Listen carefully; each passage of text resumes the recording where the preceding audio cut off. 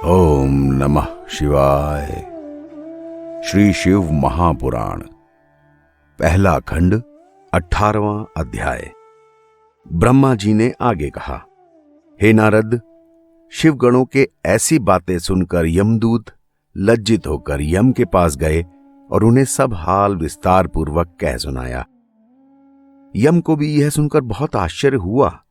फिर यम ने शिव जी को दंडवत कर अपने गणों को तीनों लोकों में घूमने का आदेश देते हुए यह कहा कि जो भी मनुष्य देह में भस्म लगाए हो, रुद्राक्ष धारण किए हो, शिवलिंग का पूजन करता हो और आराधना में डूबा हो, अथवा छल से भी शिवजी का बाण और वस्त्र धारण किए हो और उसका शिवजी से किसी भी तरीके का संबंध हो, तो तुम उसको मुक्त कर देना, कोई कष्ट न देना।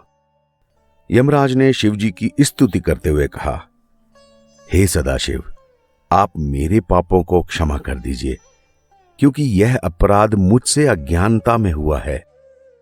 इस प्रकार बहुत सारी स्तुति करने के पश्चात यमराज चुप हो गए। ब्रह्मा जी ने कहा, तो नारद, गुणनिधि यम गुणों से मुक्ति पाकर विमान पर आरूढ़ होकर शिवलोक को चला गया। बहुत समय तक स्वर्ग में अनेक तरह के सुख भोग कर वो कलिंग देश का राजा बना। वहां के पहले राजा का नाम था इंद्रमुनि। गुणनिधि ने उसी के यहां जन्म लिया तथा कद्रम के नाम से प्रसिद्ध हुआ। वह शिवजी का अनन्य भक्त था। इंद्रमुनि अपने पुत्र में राजा के समस्त लक्षण देख अपना पूरा साम्राज्य उसको सौंपकर रानी समेत वन में जाकर शिवजी की कठिन तपस्या करके शिवलोक को प्राप्त हो गए। कद्रम को पूर्व जन्म का स्मरण था, इसलिए वो सारे शिवालयों में दीपदान करने लगा। उसने हरेक मंडलेश्वर को आदेश दिया कि जितने भी शिवालय हों वहां दीपक जलाए जाएं और जो इस आज्ञा का उल्लंघन करेगा उसे सजा मिलेगी। गांव के स्वामी इस भय से दीपदान करने लगे। वो खुद भी बड़ी खुशी के साथ इस काम को करता रहा। उसने अपनी नीति द्वारा जनता को भी प्रसन्न रखा। वो जीवन भर शिवजी के दीपदान से अचेत न रहा। जब उसकी मृत्यु हुई तब उस पुण्य से ही वो शिवलोक को प्राप्त हुआ। उसने शिवलोक में अनेक तरह के आनंद और सुख भोगे और शिव चरणों का ध्यान करता रहा। उसके बाद उसने मृत्युलोक में जन्म लिया।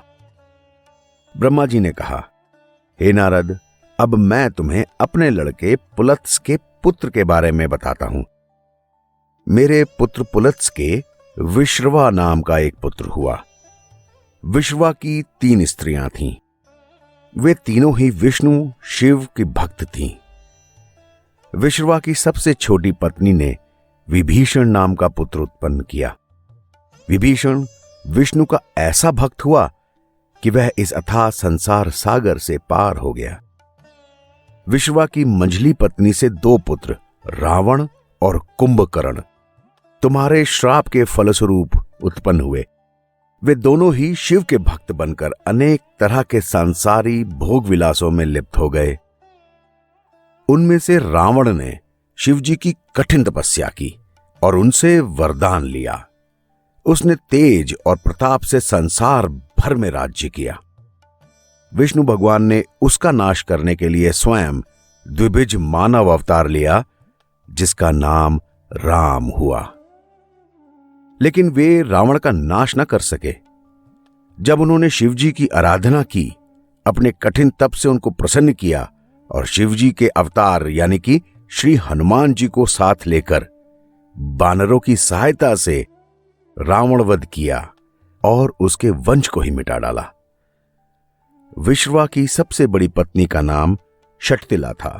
उसके उदर से गुणनिधि का जन्म हुआ था, जिसका वर्णन मैं पहले बता चुका हूं।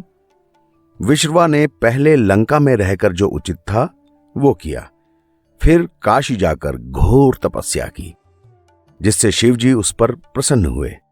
शिवजी का वरदान पाकर वह अलकापुरी में राजा हुआ और दिक्पति के नाम से प्रसिद्ध हुआ। उसे राज्य करते हुए 1 कल्प व्यतीत हुआ।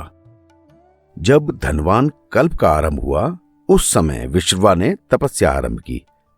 उसने दीपदान की संपूर्ण विधि कंठस्थ करके उसमें बहुत ध्यान लगाया।